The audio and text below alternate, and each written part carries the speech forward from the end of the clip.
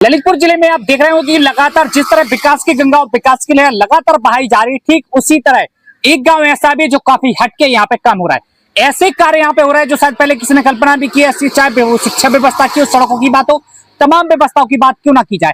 बड़ी सौगात इस गांव के लिए मिली, एक बड़े पैमाने पर विद्यालय यहाँ पे बनने जा रहा है, बहुत ही जल्दी बनकर तैयार भी होगा। और साथ ही साथ बात करेंगे वृक्षारोपण को लेकर तो बहुत कुछ यहाँ पे टारगेट भी रखा जाता है। इस बार क्या टारगेट यहाँ के प्रधान जी ने रखा, हम ऐसे व्यक्ति से फिर से आपको मुलाकात कराने वाले जो परिचय के मोहताज नहीं है और तन मन धन से लगातार विकास के लिए समर्पित और विकास के लिए काम करते हुए दिखे जा रहे हैं। जोधन सिंह जी प्रधान जी है इस वक्त गांव के। जी स्वागत है चाचा आपका। गांव में काफी कुछ तारीफें आपकी हो रही है। काफी जो एक प्रयास था गांव में कि विद्यालय बना जाए बड़ी पैमाने पर, उसका काम लगभग शुरू हो चुका है। और उसका काम जो है शुरू हो गया और लगभग फाउंडेशन बन के तैयार हो गया है जी। और बड़े युद्ध स्तर पे उसका काम चल रहा है। हाँ। और लगभग 2 साल के अंतराल में विद्यालय का काम पूर्ण हो जाएगा जी। और यहाँ पे जो है गांव के लिए और क्षेत्र के लिए हाँ। ये बहुत बड़ी सौगात है जी। शिक्षा के क्षेत्र में ये विद्यालय जो है मील का पत्थर साबित होगा हमारे इस क्षेत्र के लिए, गांव के लिए। इसमें 1500 बच्चों के पढ़ने पढ़ाने की क्षमता है जी। और क्षेत्र के और गांव के 1500 बच्चे इसमें अध्ययन करेंगे और बड़े उच्च स्तर की गुणवत्तापूर्ण जो है शिक्षा यहाँ दी जाएगी। कुछ बिचौलियां भी बीच में आती हैं जो बाधा डालने का काम करती हूँ? नहीं, अभी तक तो जो ठेकेदार हैं उनके द्वारा मुझे ऐसा कोई चीज नहीं बताई गई है, लेकिन मैंने उनको कह रखा है कि यदि कोई भी बिचौलिया इस तरह के जो दलाली टाइप के लोग अगर आपके पास आते हैं आप मुझे सूचित करें। और जब आप किसी कार्य की स्वीकृति कराने के लोग लेकर आप जाते होंगे तब कोई समस्या आती होंगी, चुनौतियां आती होंगी जब आपने कोई विचार बनाया हो या कुछ आपको प्रस्ताव रखना हो, तो ऐसी कुछ बाधाएं भी आती हैं तो बीच में?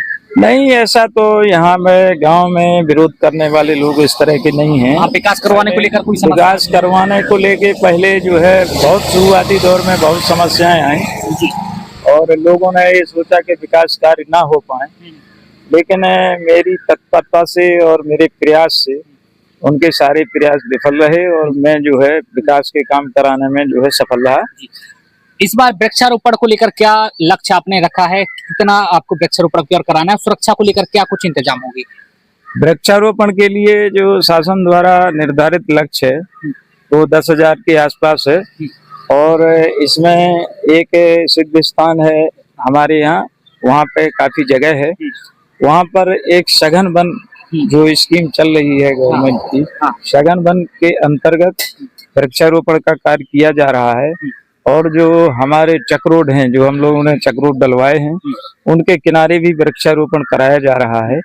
और इसके अलावा जो व्यक्तिगत लोग भी जो पौधा लगाना चाहते हैं उनकी भी सूची बना के तैयार कर ली गई है और जल्दी ही 1-2 दिन में यहाँ वृक्ष आने वाले हैं, पौधे आने वाले हैं, तो इनका जो है कार्य युद्ध स्तर पे कराया जा रहा है।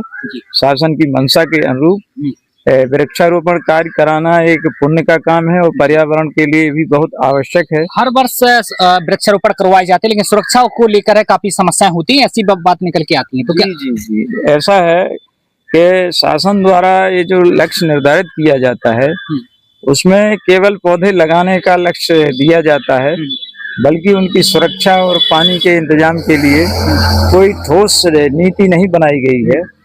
इससे जो है पौधे जो लगाए जाते हैं उनकी सुरक्षा न होने के कारण वो नष्ट हो जाते हैं और जब तक पौधों के लिए पानी और सुरक्षा की व्यवस्था ना हो तो पौधे लगाना बेईमानी होता है।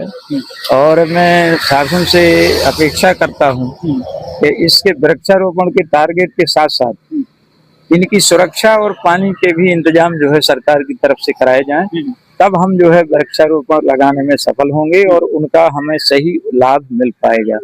बाकी देख सकते हैं कि वृक्षारोपण के साथ साथ सुरक्षा का भी इंतजाम कराया जाए और उनके लिए सिंचाई भी समय समय पर हो सके, इसके लिए भी इंतजाम किए जाए, जो कि भारी मात्रा में है। वृक्षारोपण का टारगेट दिया जाता है और जब उस समय वृक्षारोपण करवाते हैं काफी गर्व महसूस होता है, और लेकिन जब वृक्ष पौधे नष्ट हो जाए तो काफी दुख होता है और नहीं चाहते जनप्रतिनिधि ऐसा कि वो वृक्ष जो लगाए वो बड़ी उम्मीद के साथ लगाए वो नष्ट हो जाए। तो बाकी देख सकते हैं आपकी क्या कुछ नजारा। और बाकी बात करेंगे विद्यालय को लेकर तो बहुत ही जल्दी बनकर तैयारी भी होगा और लगभग 2 साल के अंदर बनकर तैयार भी होगा।